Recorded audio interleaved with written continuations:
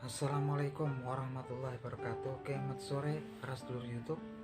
Ketemu lagi dengan saya Agung Wijanarko. Seperti biasa para sedulur, di sore hari ini seperti biasa kita akan ngobrol-ngobrol santai seputaran peta perpolitikan di negara kita ini menjelang Pilpres dan Pemilu 2024 nanti.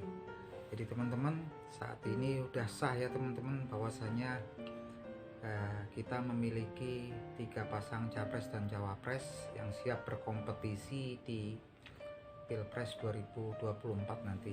Yang jelas tampaknya saat ini posisi pasangan Anies Baswedan dan Gus Muhaimin Iskandar tampaknya memang lagi di atas angin. Kenapa saya bisa bilang begitu? Karena memang sepertinya saat ini kan memang kompetisinya ini udah mulai memanas. Kompetisi ini sebenarnya memang ada dua kubu ya. Satu kubu adalah kubunya Anies Baswedan dan Gus Muhaimin Iskandar, dan di kubu seberang ada dua perahu. Yang dulu memang saya pikir bahwasanya perahu tersebut satu nahkoda, tapi ternyata kenyataannya sekarang perahunya ini memang memiliki nahkoda yang berbeda, di luar dugaan saya gitu kan. Setelah kemudian beberapa waktu yang lalu, yaitu Capres Prabowo Subianto yang diusung oleh Koalisi Indonesia Maju berhasil menggait Gibran Rakabuming Raka yang notabene merupakan masih kader aktif daripada Partai Demokrasi Indonesia Perjuangan gitu kan, yang jelas-jelas sudah ditetapkan sebagai jurkamnas daripada calon capres dan cawapres daripada Partai Demokrasi Indonesia Perjuangan, kemudian secara sepihak menyeberang ke pihak kompetitor ya, salah satu kompetitornya menjadi cawapres gitu kan. Dan tampaknya memang kemudian beberapa anggota keluarganya juga menyusul memberikan dukungannya kepada pasangan Prabowo Subianto dan Gibran Rakabuming Raka. Seperti kita lihat ada ketum partai PSI ya, yaitu Kaisang Pangarep yang juga sudah menyatakan dukungannya kepada pasangan Prabowo Subianto dan Ganjar Pranowo. Dan belum lama ini juga beredar isu bahwasanya salah satu putra menantu Presiden Joko Widodo yang lain juga memberikan dukungannya kepada pasangan Prabowo Subianto dan Gibran Rakabuming Raka ini ya. Yang jelas memang sepertinya Partai Demokrasi Indonesia Perjuangan kalau kita tilik agak berhati-hati ya menyikapi hal tersebut. Kalau kita lihat beberapa bulan yang lalu ada salah seorang kader senior dari Partai Demokrasi Indonesia Perjuangan, yaitu Mas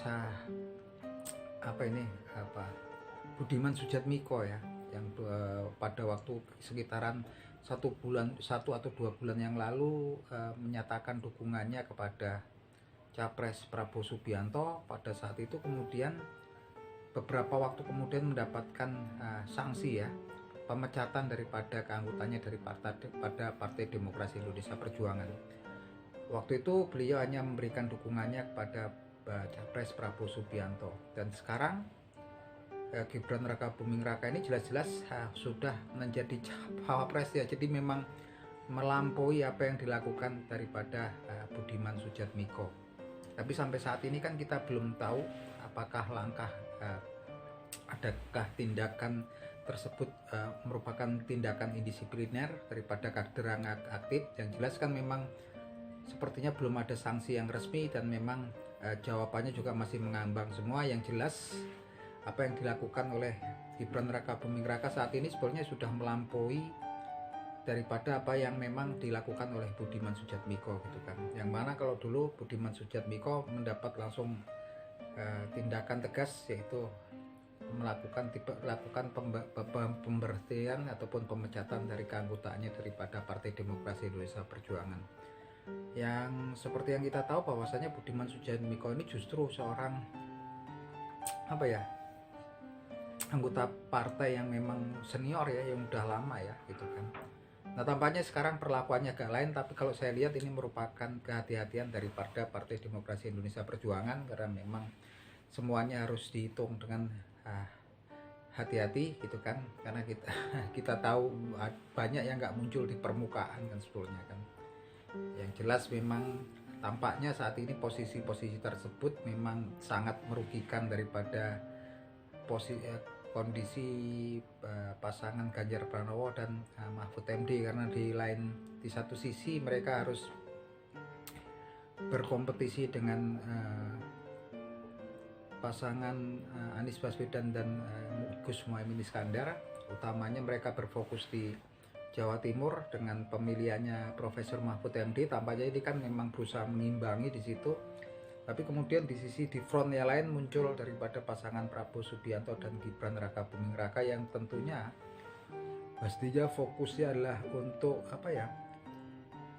mereka akan menebar ancamannya ini di Jawa Timur, Jawa Tengah yang jelas, yang merupakan kandangnya banteng ya, lumbung suaranya Partai Demokrasi Indonesia Perjuangan. Tapi yang jelas di situ juga ada Kaisang Pangarep yang memang identik dengan Presiden Joko Widodo, juga putranya Gibran Raka Buming Raka yang memang juga identik dengan Presiden Joko Widodo, yang sedikit banyak pastinya nanti akan berpengaruh besar di situ.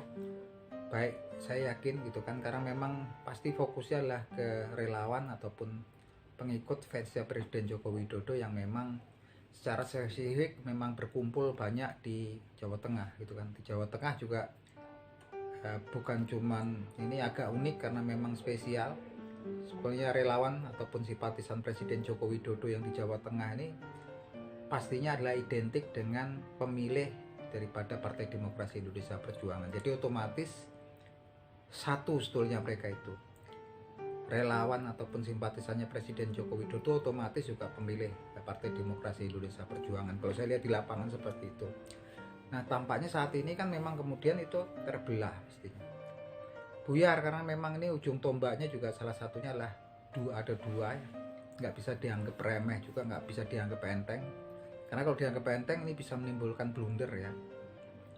Karena sedikit banyak ini pasti akan berusaha, mereka tampaknya memang pergerakannya berusaha menarik simpati daripada relawan ataupun simpatisan daripada Presiden Joko Widodo gitu. Baik dari putra Presiden Joko Widodo yang jadi ketum PSI ataupun Gibran Raka Buming Raka yang resmi menjadi pasangan capres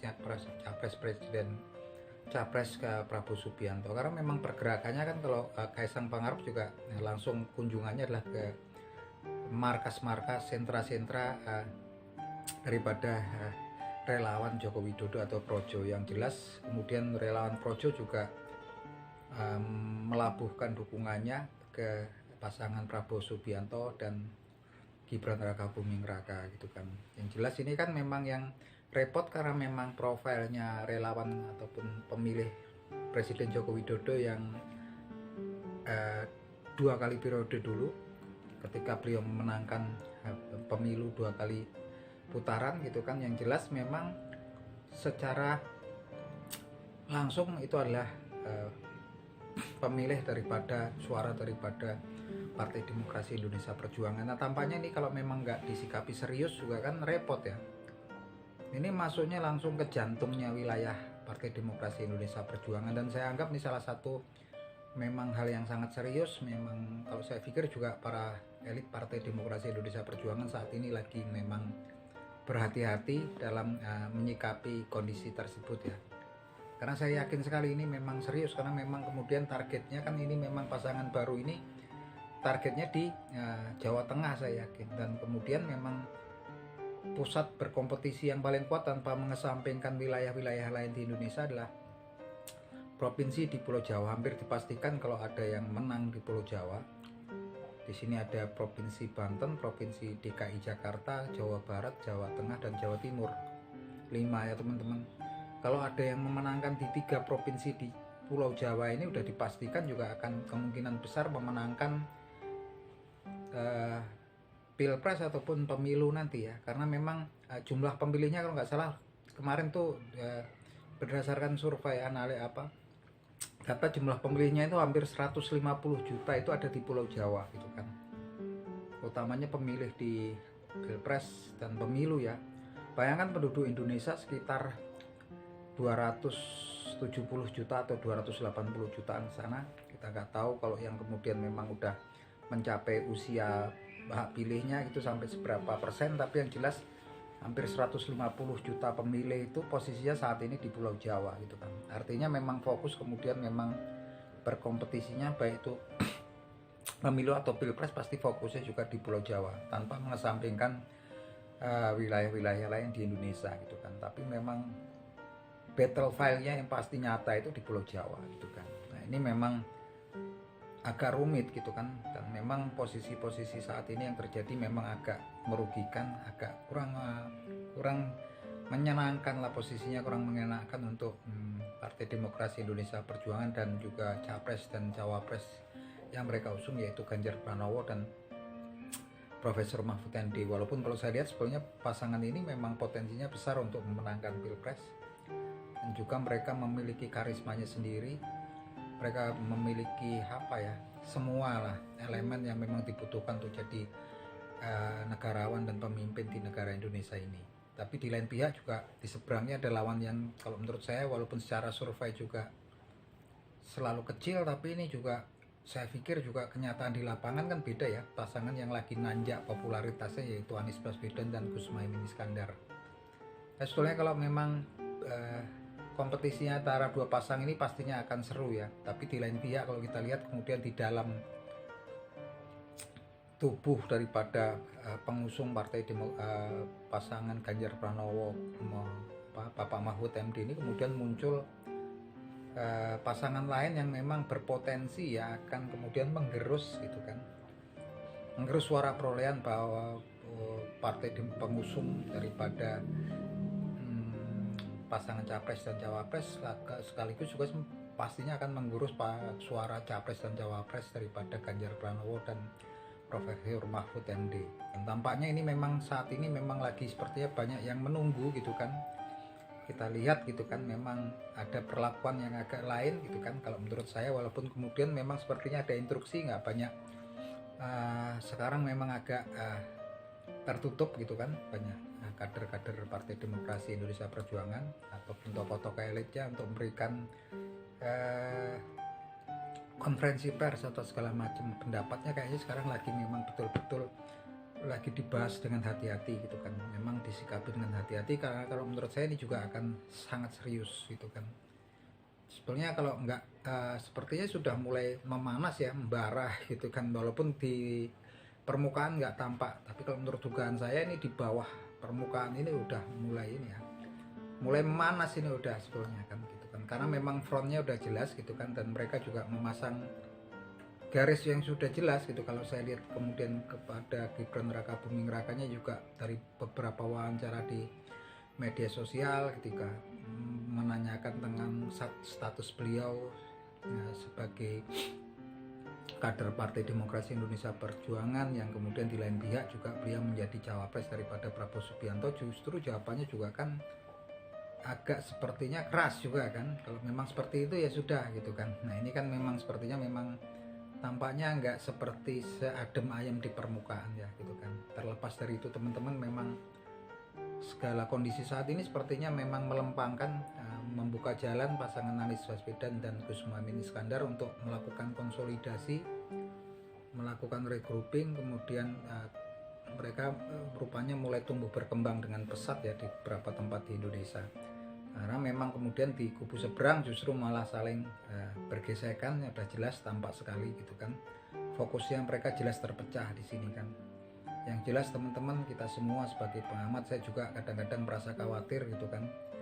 Apakah nanti juga ada sesuatu yang mungkin nggak kita harapkan, karena ini memang yang lagi bergesekan ini memang kapal-kapalnya kapal kuat semua ya. Kalau kita bilang kapal induk semua ya, sekelas kapal induk Dwight Eisenhower sama kapal induk Gerald R. Ford punyanya USA, ini kapal-kapal raksasa semua yang lagi berbenturan ini kan, udah jelas gitu kan.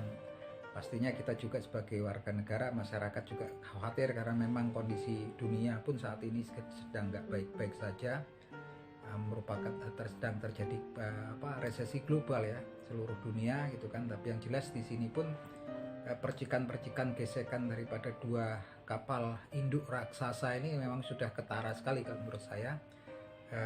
Semoga kita semua berharap dan berdoa bahwasannya nanti